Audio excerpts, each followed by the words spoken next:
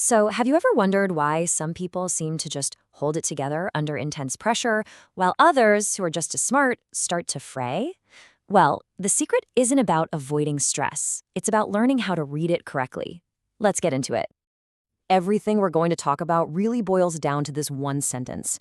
It suggests that there's this invisible system that's already running the show, making decisions, long before our conscious mind even starts to build a story around "I feel stressed." This isn't about feelings, it's about the physics of our biology. And this isn't just some abstract idea, it's a pattern, a universal signature that shows up again and again across completely different, high-stakes fields.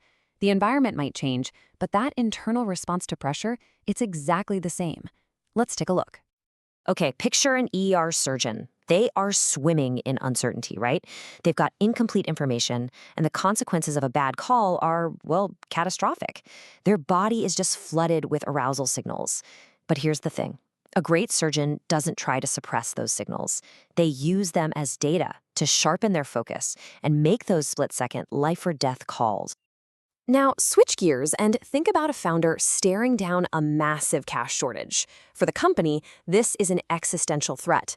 Internally, that physiological state, the racing heart, the tunnel vision, it's almost identical to the surgeon's. But in this case, those exact same signals can either lead to a moment of incredible clarity or a complete breakdown in judgment. The only difference is how they're interpreted. Or what about an air traffic controller? They're juggling dozens of planes at once. The cognitive load is just immense. Their ability to stay stable isn't about being calm. It's about having a system that's so well calibrated that it can process all that high-speed data without panicking and mislabeling the arousal as a threat. So how does this whole system actually work? We really need to stop thinking about the stress response as some kind of glitch or a malfunction. It's not. It's an incredibly sophisticated high-speed data system. It's designed to flag critical information from our environment. So let's get really precise with our definition here. Stress isn't that feeling of being overwhelmed. It's actually just neutral telemetry. It's your body's way of measuring the gap between the demands you're facing and the control you perceive you have. And this is absolutely crucial. It is not a verdict on your capability. It's just a signal. And the sequence of events is always the same. First, your brain perceives that the stakes have gone up. Instantly, your nervous system cranks up arousal to sharpen your senses. Your body then flags this internal shift as a deviation from its baseline. It's only after all of that has happened that your conscious mind finally catches up and creates a story about what it all means. The body updates way faster than our language can. So, what's the downside? What happens when we consistently misread these signals, or even worse, just try to ignore them completely? Well, we get trapped in what you could call a fragility loop, where our very attempts to feel better end up making our system weaker. As you can see, there are two paths. When we avoid situations that trigger these signals, we're basically training our nervous system that arousal is dangerous and something to be escaped. Over time, this shrinks our tolerance for pressure and makes us more fragile.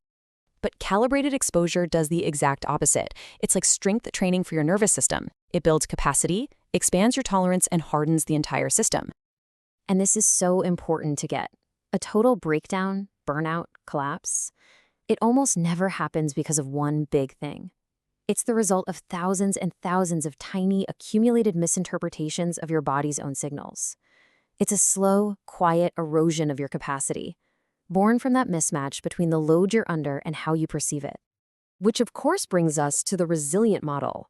The people who stay stable under fire don't necessarily do anything different.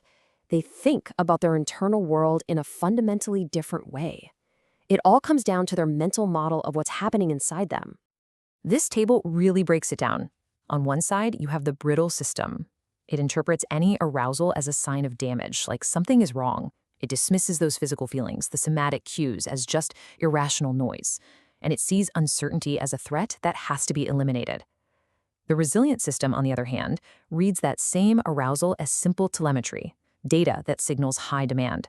It treats those bodily cues as an early warning diagnostic tool. And it approaches uncertainty not as a threat, but just as another variable to be managed. So, all of this brings us to the most practical part of this whole explainer. We're going to wrap up not with a neat set of answers, but with a few questions for you. Think of it like a quick internal audit for your own operating system. First question. If you stopped treating your stress like an enemy and started treating it like a data stream, what information is it actually trying to give you? Is it signaling that the stakes are high, that your sense of control is low, that uncertainty is creeping in? Second, what are those subtle physical signals that your conscious mind just keeps brushing off? The tension in your jaw, that shallow breathing you fall into, the fact that you're not sleeping through the night. What if those aren't just random annoyances?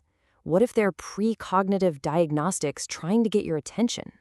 And finally, here's the most confronting question of all. What are you avoiding? Which conversations, which decisions, which challenging situations do you find yourself repeatedly backing away from? Because ultimately, your capacity for pressure isn't being shaped by what you hope for. It's being shaped by what your nervous system learns from your patterns of escape.